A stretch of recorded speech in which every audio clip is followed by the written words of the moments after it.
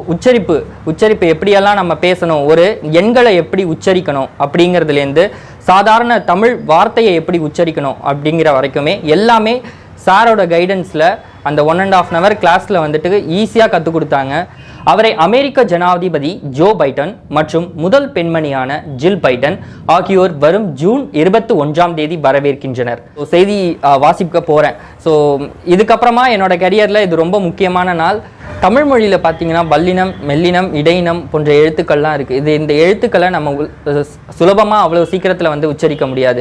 ஏழை எளிய மக்கள் எல்லாருமே வந்துட்டு பயன்பெறணும், எல்லாருமே வந்துட்டு ஒரு சாதிக்கணும் அப்படிங்கிற ஒரு இதில் சார் வந்துட்டு குறைந்த தொகையில் நிறைவான ஒரு பயிற்சியை வந்துட்டு நமக்கு அளிச்சிட்டு இருக்காங்க. நீங்கள் அவரோட தொலைபேசி எண்களுக்கு கால் பண்ணிங்கன்னா அவரோட ரிங்டோன், அவரோட பாட்டு வந்துட்டு அவரே பாடின பாட்டை வந்துட்டு அவர் வச்சுருப்பார். ஆக்சுவலி மேக்கப்லேருந்து அவர் பாடுறது, கவிதை எழுதுறது, டைலாக் ரைட்டிங், இயக்குனர், இப்படி பன்முகம் கொண்ட ஒருத்தர்ட்டேருந்து நம்ம வெளில வரும்போது நம்மளும் வந்துட்டு ஒரு மிக உயரமான இடத்துல தான் உட்காருவோம். நீங்கள் ஒரு செய்தி வாசிப்பாளர் வகுப்புக்கு போயிட்டு இருக்கீங்கன்னு சொல்லிட்டு சொன்னதுமே இந்த வெளி உலகம் உங்களை எப்படி கருதுனாங்க? வெளி உலகம் வந்துட்டு வகுப்புகள் நம்ம எப்படி ஒரு கிளாஸில் சேர்ந்து ஸ்ட்ரிக்டாக அந்த மாதிரிலாம் இருக்க மாட்டாங்க. ஜாலியாக நம்ம எப்படி ஒரு வீட்டில் எப்படி பேசி பழகுவோமோ அந்த மாதிரி தான் கோச்சிங் நடக்குமே. நான் இங்கே செய்தி வாசிப்பாளராக இந்த லைம்லைட் கோச்சிங் இன்ஸ்டியூட்டில் சேரும்போது நான் ஒரு ஐடி கம்பெனியில் வேலை பார்த்துட்டு இருந்தேன். வணக்கம், தலைப்புச் செய்திகள். வணக்கம், தலைப்புச் செய்திகள். குஜராத்தில் 1000 கிராமங்கள் இருளில் மூழ்கின, மீட்பு பணிகள் தீவிரம். குஜராத் கலவர வழக்கில் 35 பேர் விடுதலை, கோர்ட் உத்தரவு. ரஷ்யாவின் 80% கச்சா எண்ணெயை கொள்முதல் செய்த இந்தியா, சீனா. வங்காளதேச அணிக்கு எதிரான டெஸ்ட், ஆப்கானிஸ்தான் முதல் இன்னிங்ஸில் 146 ரன்களுக்கு ஆட்டம் இழந்தது. விவரம் விளம்பர இடைவேளைக்கு பிறகு. வணக்கம் சரவணன். வணக்கம். செய்தி வாசிப்பாளர் என்னும் பயணத்தில் நீங்கள் இப்போ இருக்கீங்க.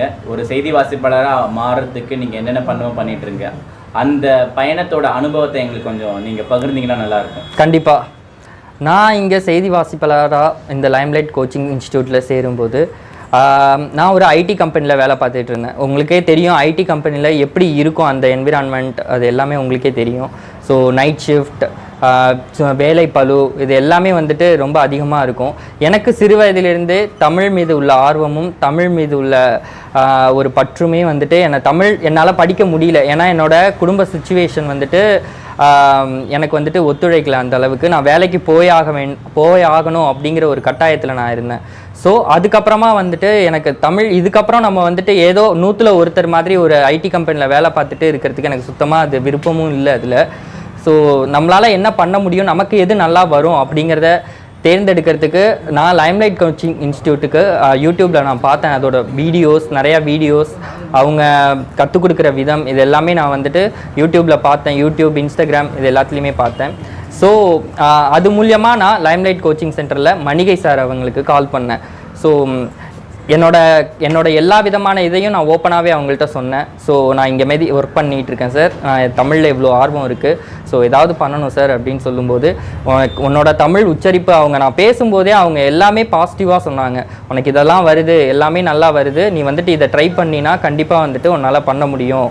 ஸோ அதனால அவங்க பேசின அந்த ஒவ்வொரு வேர்டுமே வந்துட்டு தன்னம்பிக்கையும் ஒரு நிறைவாக நீங்கள் ஒரு பயிற்சி முடித்து ஒரு நல்ல பொசிஷனில் போகிற அளவுக்கு அவங்களோட கைடன்ஸு நல்லாவே இருந்தது.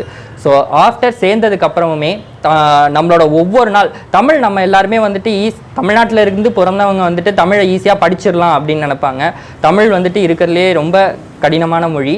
ஸோ நம்ம ஈஸியாக பேசிடலாம் தமிழ் மொழியை. பேசும்போது அதோட உச்சரிப்பு, அதோட இது எல்லாத்துக்குமே அழுத்தம் நிறையா இருக்கும். ஸோ அது எல்லாமே நான் வந்துட்டு இங்கே லைம்லைட் கோச்சிங் இன்ஸ்டியூட்டில் தான் ஒவ்வொரு நாளுமே அந்த 1.5 hour கிளாஸ் வந்துட்டு நிறைய டிஸ்கஷனோட, நிறைய விவாதங்களோட, நிறைய உச்சரிப்பு எப்படியெல்லாம் நம்ம பேசணும், ஒரு எண்களை எப்படி உச்சரிக்கணும் அப்படிங்கிறதுலேருந்து சாதாரண தமிழ் வார்த்தையை எப்படி உச்சரிக்கணும் அப்படிங்கிற வரைக்குமே எல்லாமே சாரோட கைடன்ஸில் அந்த 1.5 hour கிளாஸில் வந்துட்டு ஈஸியாக கற்றுக் கொடுத்தாங்க. ஸோ இந்த கிளாஸ் முடிகிறதுக்குள்ளே இந்த 3 months பீரியடில் தமிழ் நான் ஸ்டார்டிங்கில் எப்படி பேசினேன், அதுக்கப்புறம் இந்த ஒவ்வொரு வேர்டையும் உச்சரிக்கிற மொழி, அதை எப்படி உச்சரிக்கணும் அப்படிங்கிறது சார்கிட்டேருந்து தான் கற்றுக்கிட்டேன். இப்போது நல்லா இன்னைக்கு தான் ஃபைனல் டே இன்னைக்கு முடிஞ்சிச்சு. அது வந்து க்ளோஸ் ஃப்ரேம், ஓகேவா? ரெடி. ஏய் சைலன்ட் சொல்லுடா. விரிவான செய்திகள் ஸ்மைல் பண்ணி போ. விரிவான செய்திகள். பிரதமர் நரேந்திர மோடி ஜூன் 21 முதல் 24 வரை அமெரிக்காவில் சுற்றுப்பயணம் மேற்கொள்கிறார். அவரை அமெரிக்க ஜனாதிபதி ஜோ பைடன் மற்றும் முதல் பெண்மணியான ஜில் பைடன் ஆகியோர் வரும் ஜூன் 21ஆம் தேதி வரவேற்கின்றனர். அவரது வருகையை முன்னிட்டு வாஷிங்டன் டிசியில் இந்தியாவின் மூவர்ண கொடி உயர பறக்கவிடப்பட்டுள்ளது. தமிழ் மொழியில் பார்த்தீங்கன்னா வல்லினம், மெல்லினம், இடையினம் போன்ற எழுத்துக்கள்லாம் இருக்குது. இந்த எழுத்துக்களை நம்ம சுலபமாக அவ்வளோ சீக்கிரத்தில் வந்து உச்சரிக்க முடியாது. ஸோ நான் இங்கே ஜாயின் பண்ணதுக்கப்புறமா மணிகை சார் அதோட உச்சரிப்புகள், அதை வாயை திறந்து எப்படி உச்சரிக்கணும் தமிழ் மொழியை அப்படிங்கிறத ரொம்ப சுலபமாக கற்றுக் கொடுத்தாங்க. இப்போ முழுசாக நான் ஒரு செய்தி வாசிப்பாளராக உங்ககிட்ட உட்காந்து செய்தி வாசிச்சுட்டு இருக்கேன். ஸோ செய்தி வாசிக்க போகிறேன். ஸோ இதுக்கப்புறமா என்னோட கரியரில் இது ரொம்ப முக்கியமான நாள். ஸோ நீங்களும் வந்துட்டு லைம்லைட் கோச்சிங் இன்ஸ்டியூட்டில் சேர்ந்து செய்தி வாசிப்பாளராகவும் இல்லை வீடியோ ஜாக்கியாகவும் இல்லை ரேடியோ ஜாக்கியாகவும் வந்துட்டு சேர்ந்தீங்கன்னா உங்களோட கரியரில் ரொம்ப ரொம்ப நீங்கள் உயரமான இடத்துல போய் அமரலாம் அப்படிங்கிறது என்னோட இந்த பயணத்தில் என்னோட ஒரு கருத்தாக நான் இதை முன்மொழிகிறேன். அரபிக்கடலில் இந்த மாத தொடக்கத்தில் உருவான குறைந்த காற்றழுத்த தாழ்வு நிலை புயலாக வலுவடைந்தது. நாட்கள் செல்ல செல்ல அது அதிதீவிர புயலாக வலுப்பெற்று மிரட்டியது. 10 நாட்களுக்கு மேலாக அரபிக்கடலில் நிலை கொண்டிருந்த இந்த புயல் அதிதீவிர சூறாவளியாக நேற்று முன்தினம் கரையை கடந்தது. குஜராத்தின் கட்ச் பகுதியில் ஜகாவு துறைமுகம் அருகே மாலை 6:30 மணி முதல் கரையை கடந்தது. நேற்று அதிகாலை 2:30 மணி வரை நீடித்த இந்த கரை கடக்கும் நிகழ்வால் குஜராத்தின் கட்ச் மற்றும் சௌராஷ்டிரா பகுதிகள் பெரும் சேதத்தை சந்தித்தன. புயல் கரையை கடந்த போது 140 கிலோமீட்டர் வேகத்தில் காற்று வீசியதால் ஏராளமான குடிசைகள் அடித்துச் செல்லப்பட்டன. சுமார் 600 மரங்கள் வேருடன் சாய்ந்தன. 5000க்கும் மேற்பட்ட மின்கம்பங்கள் சாய்ந்தன. காற்றில் அடித்துச் செல்லப்பட்டும் மரங்கள் விழுந்தும் ஏராளமான வீடுகள் சேதமடைந்தன. கடந்த 2001ஆம் ஆண்டு பிப்ரவரி 27ஆம் தேதி குஜராத் மாநிலம் கோத்ரா ரயில் நிலையத்தில் ரயில் எரிக்கப்பட்டு ராம பக்தர்கள் 58 பேர் பலியானார்கள். அதைத் தொடர்ந்து குஜராத்தில் கலவரம் வெடித்தது. சரவணன், நீங்கள் தமிழை பற்றியும் நம்ம மணிகை சாரை பற்றியும் சொன்னது ரொம்ப சந்தோஷமாக இருக்குது. நீங்கள் தமிழை பற்றி பேசினது எங்களுக்கு கொஞ்சம் பெருமையாகவும் இருக்குது. ஸோ நீங்கள் லைம்லைட் கோச்சிங் என்ற ஒரு இன்ஸ்டியூஷனில் படிக்கிறீங்கன்னு சொல்லிட்டு இருக்கீங்க இல்லையா? அதை வந்து நீங்கள் யூடியூப்பில் பார்த்து தான் செலக்ட் பண்ணீங்கன்னு சொன்னீங்க. யூடியூப்பில் லைம்லைட் கோச்சிங் மட்டும் இருக்காது, நிறைய உங்களுக்கு இப்போ நீங்கள் சர்ச் பண்ணிங்கன்னா லைம்லைட் தவிர மற்ற XYZ நிறைய வந்திருக்கும். அதில் லைம்லைட் தான் பெஸ்ட்டுன்னு சொல்லிட்டு எது உங்களை தேர்ந்தெடுக்க வச்சது?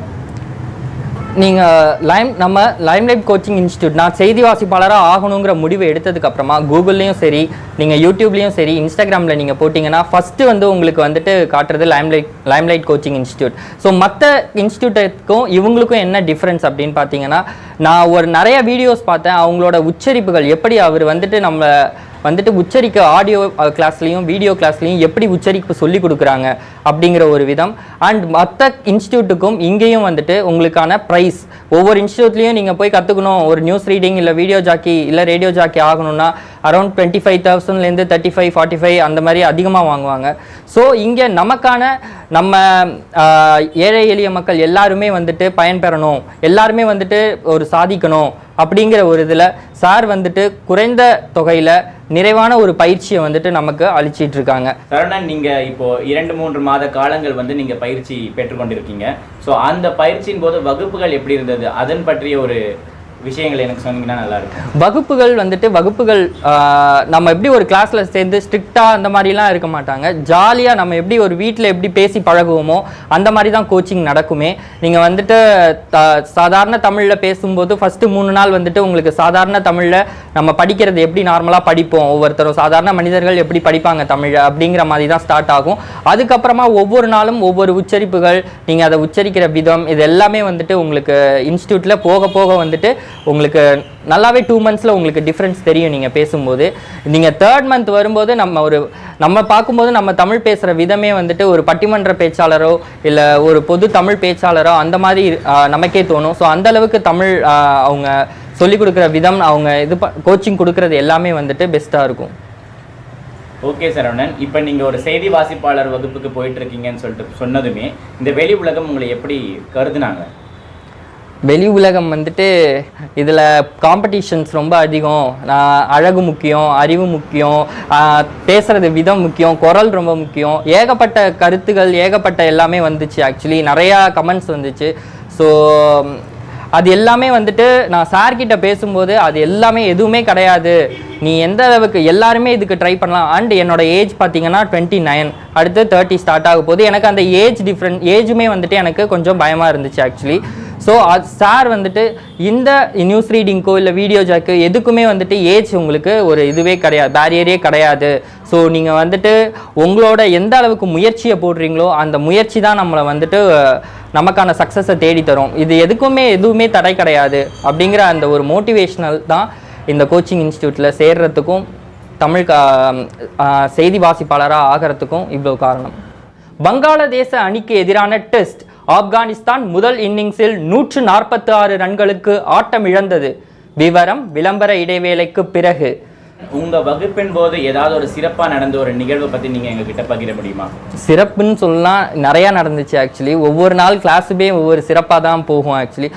அந்த இன்ஃபர்மேஷன் நம்ம சாதாரணமாக தமிழ் இப்போ நம்ம செய்தி வாசிப்பாளர் ஆகணும் அப்படின்னா செய்தியை படித்து கற்றுக் கொடுக்குறாங்க அப்படின்னு நம்ம ஈஸியாக சொல்லிடலாம்.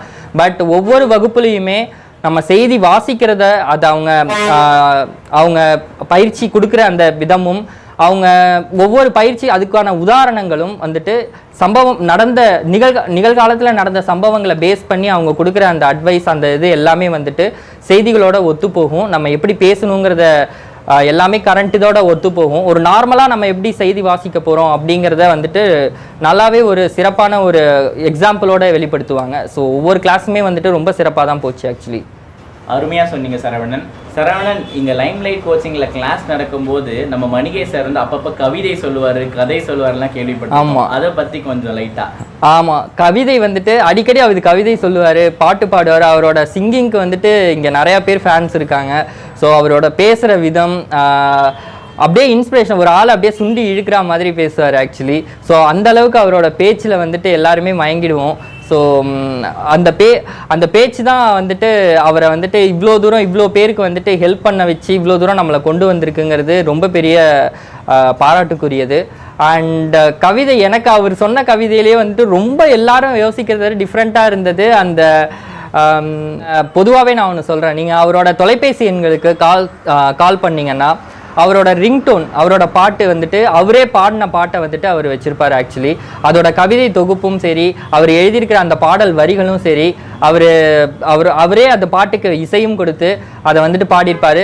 உண்மையிலேயே அது வந்துட்டு எல்லாருக்கும் யூஸ் ஆகிற ஒரு நல்ல சாங்காக இருக்கும். நீங்களும் கால் பண்ணி அந்த சாங்கை கேட்டு பாருங்கள். சாருக்கு இது மட்டும் திறமை கிடையாது, நிறையா திறமைகள் அவர்கிட்ட இருக்குது. மேக்கப்லேருந்து அவர் பாடுறது, கவிதை எழுதுறது, டைலாக் ரைட்டிங், இயக்குனர், இப்படி பன்முகம் கொண்ட ஒருத்தர்ட்டேருந்து நம்ம வெளில வரும்போது நம்மளும் வந்துட்டு ஒரு மிக உயரமான இடத்துல தான் உட்காருவோம். ஸோ அந்த நம்பிக்கை தான் சார் கொடுத்துருக்காரு. கண்டிப்பாக இதுக்கப்புறம் வந்துட்டு எங்களுக்கு என்னோட அச்சீவ்மெண்ட்டை அச்சீவ் பண்ணுறதுக்கு இது சிறந்த ஒரு வழியாக எனக்கு இருக்குது.